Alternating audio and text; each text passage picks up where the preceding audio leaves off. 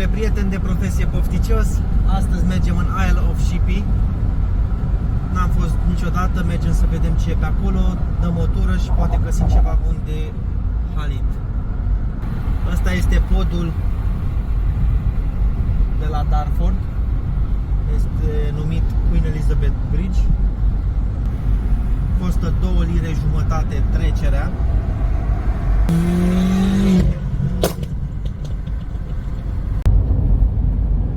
Mai avem 10 minute și ajungem la destinație. Nici nu știu ce o să găsim pe acolo, ce o să vedem, pentru că nu am căutat despre această insuliță și nu m-am documentat așa de mult.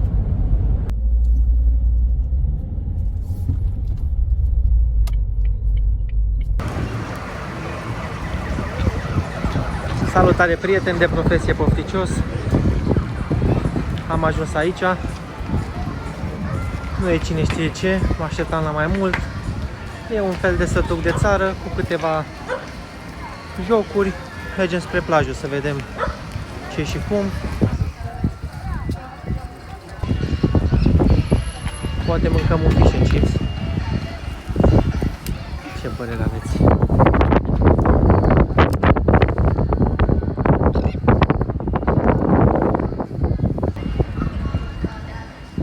Da, e un fel de sătuc mic. Insula asta este undeva în est-sud-estul Angliei. Un sătuc mic în estul Angliei. Mare lucru nu vedeți. Adică incomparabil cu Brighton sau Lisbon, Bournemouth.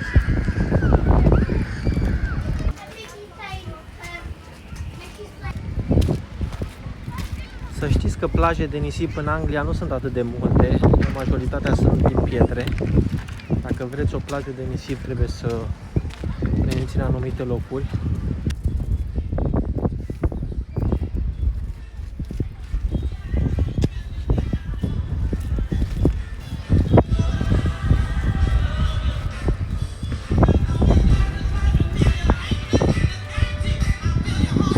$18.000 de lire. O luați o de asta, o luați cu tirul, o puneți undeva și aveți căsuță. Vine gata amenajată. Trebuie să vă legați voi la canalizare, la căldură. Ea vine gata amenajată interior-exterior. Și cu 18.000, 20.000 v-ați luat undeva la 30-40 de metri pătrați de casă.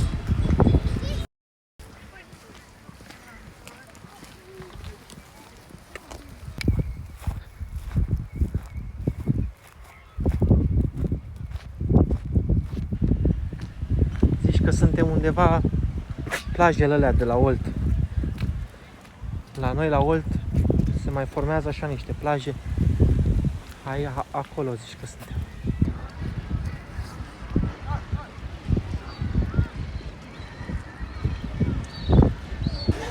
Dacă ar fi să alegem un dish 100%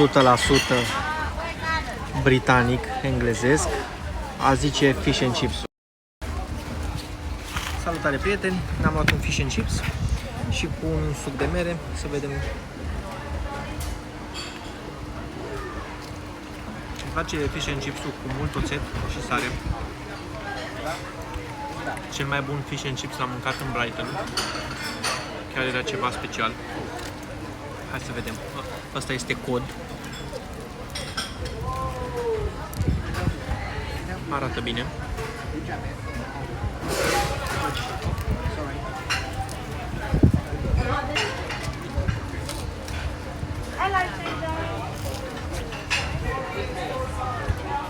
Peștele e bun. Nu este... Câteodată îl prind foarte uleios și nu-mi place. Nu este atât de uleios și... Uleiul pare schimbat recent.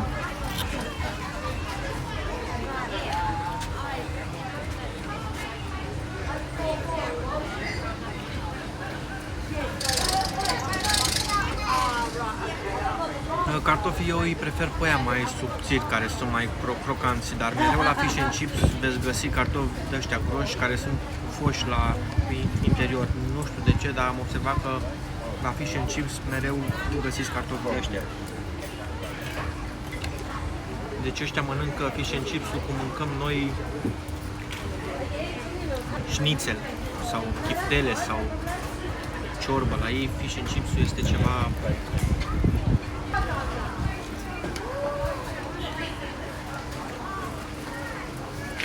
Da, e bun.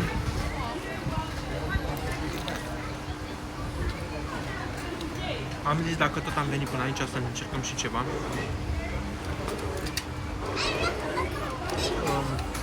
Dacă vreți să vizitați, de preferat nu recomand alte locuri.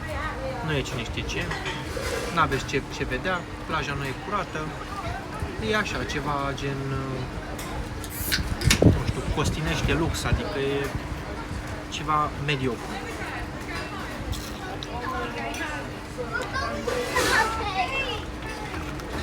O să plecăm de aici, o să mergem în loc și poate mai mâncăm ceva. Pentru fish and chips, comparându-l cu cel din Brighton, care mi-a plăcut foarte mult, ăsta are nota 8. Adică e bun, e bun.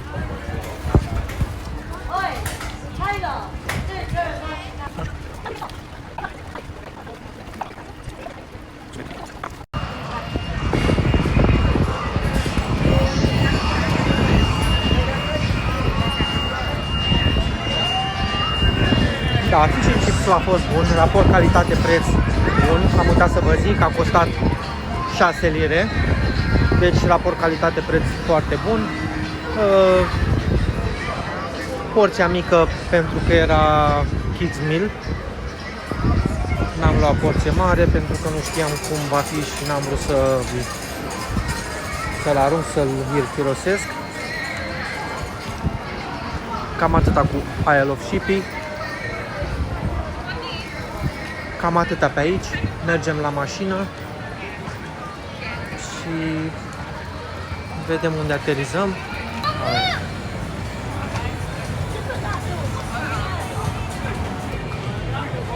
Vreau și eu niște taste. Hello. Vrei ceva? Da. Ce?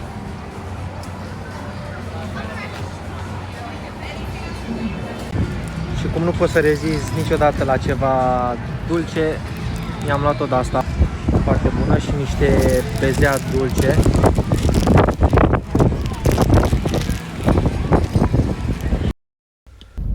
După cum vedeți, vremea ține cu noi. O să mergem direct spre Londra. Mergem, luăm o pizza și mergem și eu cu stăm acasă de la pizzeria Gogo. Dacă aveți șansa, încercați Mogu Mogu de struguri rece, e un fel de aloe vera, dar diferit. Bucățile parcă sunt de aloe vera, dar cu aromă de struguri, este super bun. Mie îmi place foarte mult și îl beau de oricâte ori am ocazia. Asta este pizza de care vă ziceam, pizza Gogo. Este, să zic așa, pizza noastră preferată. Eu de obicei mănânc doar pizza Margherita, foarte simplă, dar asta îmi place foarte mult și ce-am mai descoperit că doar de aici, de la locația asta, Pizza Gogo, de aici, de pe zona Barkingului, am încercat și din alte părți, dar nu are același gust, nu e la fel. Asta este pizza lor cu de toate, în afară de ceapă. Îmi place foarte mult și crusta, este foarte bună, o recomand. Ia să vedem. Pizza asta arde rău de tot. N-am mai avut răbdare să ajung până acasă.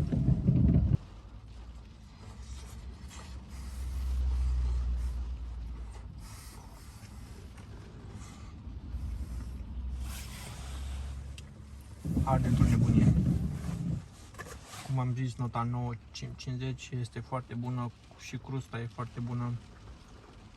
Costă undeva la 11 lire, îi spune Pizza Gogo special și asta este mărimea lor cea mai mare.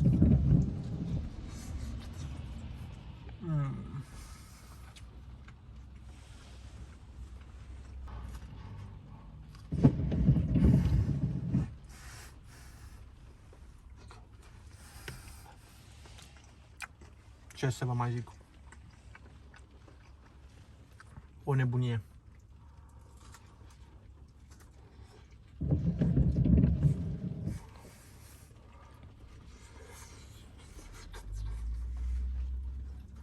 Deci arde.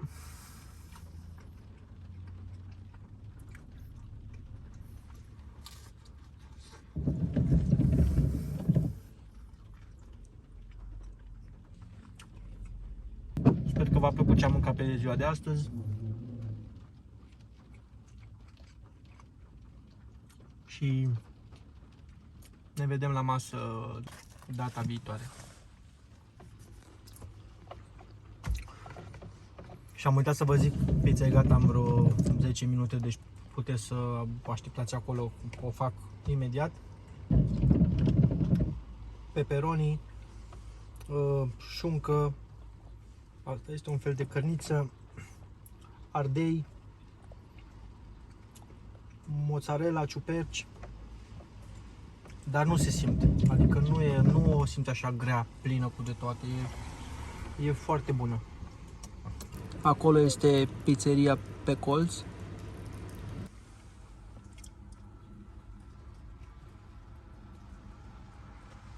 Ne-au dat și două sosuri, garlic mayo și ketchup. Un subscribe, un like și haideți la masă.